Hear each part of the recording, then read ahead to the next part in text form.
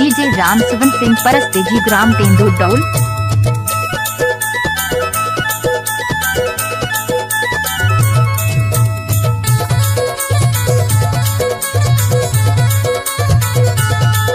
DJ Ram सुवन Singh परस्तेजी mobile number 74 89 21 29 19।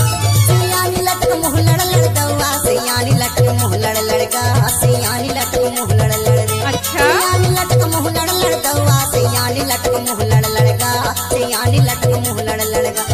बचपन के मजा कहाँ पावे से यानी लटक मुँह लड़ लड़ रे। अरे जा जा के मजा कहाँ पावे से यानी लटक मुँह लड़ लड़गा।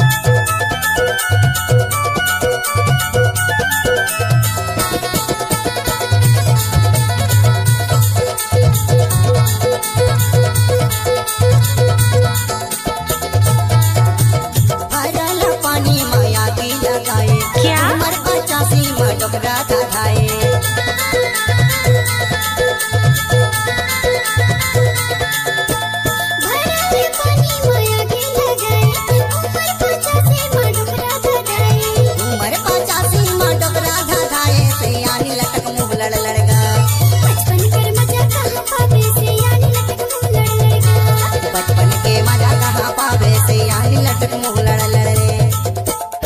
डीजे सुनील कुमार सिघौली वाले।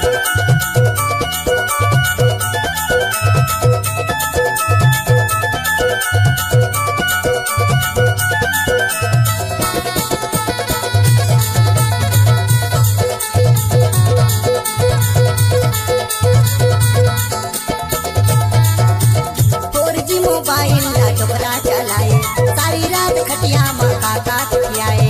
अच्छा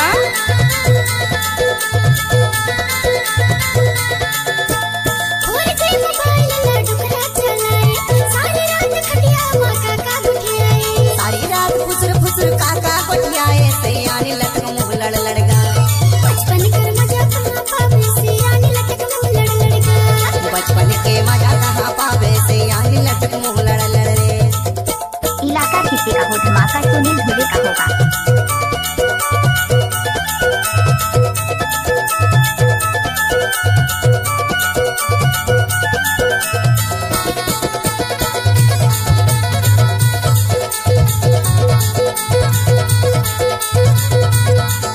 डीजे मिक्सर बाय सुनील धुले। लाठी धर के डोकरा रास्ता निकलते जवान टुईला देख के सीटी बजाते।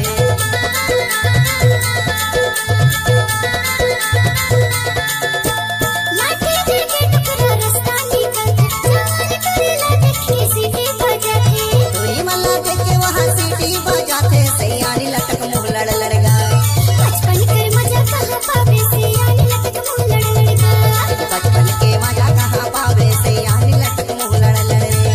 सियानी लटक मुँह लड़ लड़ गौआ सियानी लटक मुँह लड़ लड़गा।